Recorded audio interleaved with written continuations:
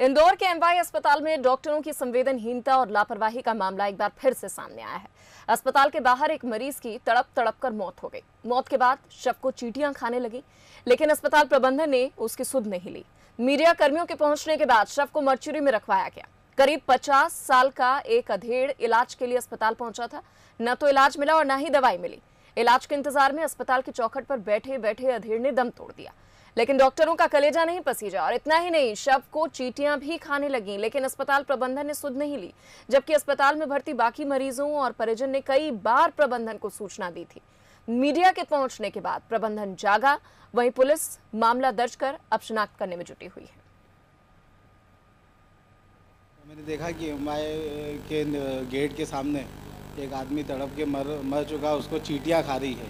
मैंने 2-3 बार आकर हॉस्पिटल में उसकी सूचना भी दी, लेकिन कोई भी ना ही तो उसे लेने आया। और जब मैंने पर्सनल वीडियो उतारना चालू करा तो एक व्यक्ति स्ट्रेचर लेके आया और उसको अंदर ले गया। आसपास के लोग तो मुझे बता रहे कि 2 दिन से वो पड़ा हुआ है और कोई भी इलाज के लिए 2-3 बार उसको कई बार सूचना करी आसपास के लोगों ने, लेकिन कोई भी उसका इलाज करने को तैयार नहीं।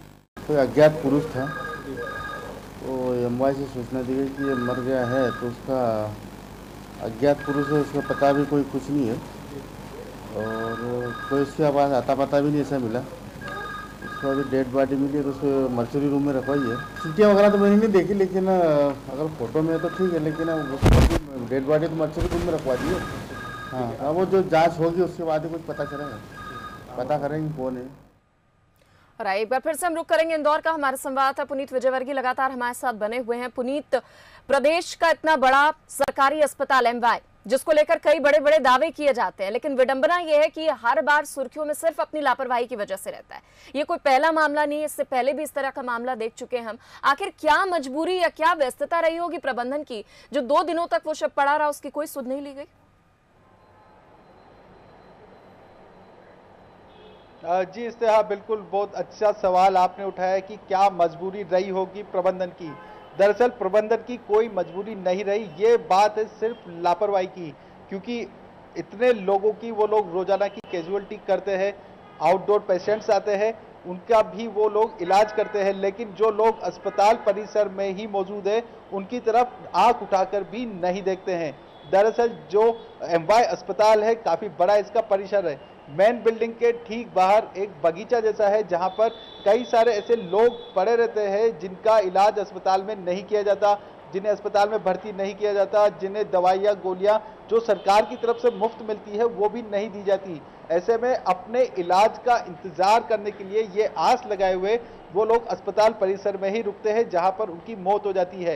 इसलिए ये पहला मामला नहीं है जब किसी व्यक्ति की अस्पताल परिसर में ही इलाज के इंतजार में मौत हो गई हो। इसके पहले भी कई बार इस तरह के मामले सामने आते रहे, लेकिन यह पहली बार है कि जब मौत होने के बाद उस शव को चींटियां खाने लगी।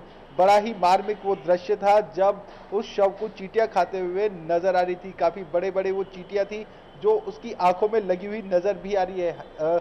हमारे दर्शक शायद देख भी पा रहे हो, क्योंकि काफी मार्मिक वो दृश्य है, किसी को भी विचलित कर सकते हैं। लेकिन जरूरी है एमवाई अस्पताल, जो कि प्रदेश का सबसे बड़ा अस्पताल है, जिसके लिए प्रदेश सरकार द्वारा लाखों करोड़ों रुपए दिए जाते हैं, उसका कायाकल्प किया गया है, जिसमें भी 200 करोड़ रुपए के लगभग खर्च किया गया है। लेकिन इस तरह उस कायाकल्प की पोल इस तरह के मामले अक्सर खोल देते हैं। जी 50 वर्ष का आदमी इलाज के लिए पहुंचता है, लेकिन उसका इलाज नहीं किया गया। उसके इलाज के लिए कई मरीजों के परिजनों ने भी डॉक्टर से गुहार लगाई थी। डॉक्टर से कहा गया था कि उस व्यक्ति की तबीयत खराब है, उसे एक बार चेक कर लिया जाए, लेकिन उसकी जांच भी नहीं की गई, उसे हॉस्पिटल में भर्ती भी नहीं किया गया। लिहाजा उस व्यक्ति ने वहीं पर तड़प तड़प के दम तोड़ दिया। और उससे भी हृदय विदारक ये थी बात कि उसके शव को चींटियां भी नोचने लग गई। तो समझा जा सकता है कि कितनी बड़ी लापरवाहियां एमवाई अस्पताल में फैली हुई है। इसके अलावा भी लापरवाही की बात की जाए तो स्नेहा, पिछले 2 महीने में 4 मामले ऐसे आए हैं जब अस्पताल के मेन गेट पे ऑटो में या एम्बुलेंस में ही किसी महिला की डिलीवरी हो गई हो। यहाँ तक कि एक बार तो एक कार में ही महिला की डिलीवरी हो गई थी। तो समझा जा सकता है कि जो रात का समय है वो किस तरह का एमवाय अस्पताल में होता है, जहां पर सैकड़ों की तादाद में नर्सेज और 50 के ऊपर डॉक्टर्स ड्यूटी पर होते हैं। उसके बावजूद मरीजों का ये हाल वहां पर बना हुआ है। जी पुनीत, और हर बार इन लापरवाहियों के बाद प्रबंधन की अपनी दलील होती है, जांच की बात की जाती है, कार्रवाई की बात की जाती है। डॉक्टर वीएस पाल एमवाय के अधीक्षक है, उनका क्या कुछ कहना है इस पूरे मामले पर, इस पर भी एक नजर डाल लेते हैं। मेरे संज्ञान में सुबह ये मामला लाया गया है कि इस तरीके की घटना हुई है। हम इस पे जांच कर रहे हैं कि क्या घटना थी, और तब तक के जैसे ही पुलिस को इन्फॉर्म हुआ है, पुलिस वालों ने उसके सबको पोस्टमार्टम के लिए रख दिया है और पुलिस अपनी कार्रवाई कर रही है। अब ये कहाँ से आया, कैसे आया, उसके लिए हम लोग जांच करा रहे हैं, और जैसा ही जांच हो जाएगी तो हम आपको इससे अवगत कराएंगे। पुनीत लगातार हमारे साथ बने हुए हैं। पुनीत, हर बार लापरवाही के बाद अपनी अपनी दलील डॉक्टर वीएस पाल ये कह रहे हैं कि पुलिस अपनी जांच कर रही है, लेकिन हॉस्पिटल के अंदर क्या चल रहा है इसको देखने वाला कोई नहीं है। हमने हर बार देखा है कि अचानक इंस्पेक्शंस किए जाते हैं, कोई खामियां पाई जाती हैं तो उस पर कार्रवाई की जाती है, तब ये उम्मीद जागती है कि शायद अब तस्वीर बदलेगी, अब हालात बदलेंगे एमवाय हॉस्पिटल के। लेकिन उसके बाद कुछ ही दिनों में फिर एक ऐसी घटना सामने आ जाती है जो एक बार फिर से पोल खोल देती है कि यहाँ कुछ भी नहीं बदलने वाला, सब वैसे ही रहने वाला है। जी निश्चित तौर पर स्नेहा, क्योंकि एमवाय अस्पताल में कई सारे दलाल भी सक्रिय है। दलाल यानी कि जो निजी हॉस्पिटल्स के एजेंट्स है वो वहां पर भी सक्रिय रहते हैं। कई सारे मरीज जो आते हैं उन्हें बहला फुसलाकर प्राइवेट हॉस्पिटल्स में डाइवर्ट कर दिया जाता है ताकि वहां के डॉक्टर्स पैसा कमा सके। तो इससे भी इस बात का अंदाजा लगाया जा सकता है कि एमवाय हॉस्पिटल का जो प्रबंधन है कहीं न कहीं रिश्वतखोरी में लिप्त है। इसी वजह से वो इन सब मामलों पर ध्यान नहीं देते। लापरवाही की हद तो तब हो गई थी स्नेहा जब ओटी में यानी कि ऑपरेशन थिएटर में 2 बच्चों की मौत इस वजह से हो गई क्योंकि उन्हें गलत गैस चढ़ा दी गई। तो इससे बड़ी लापरवाही का अंदाजा तो शायद लगा भी नहीं सकते हैं कि एमवाय अस्पताल में क्या है।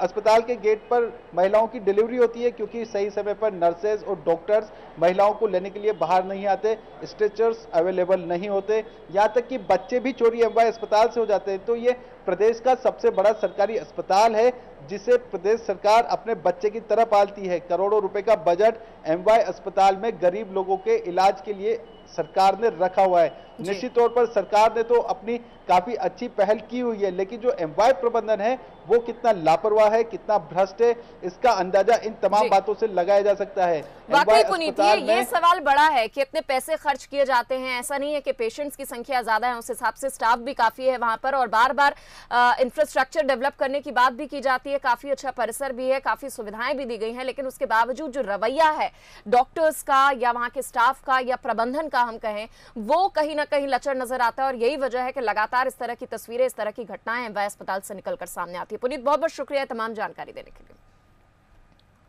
तो इसी के साथ इस कार्यक्रम में फिलहाल इतना ही। खबरें लगातार जारी हैं, आप देखते रहिए बंसल न्यूज।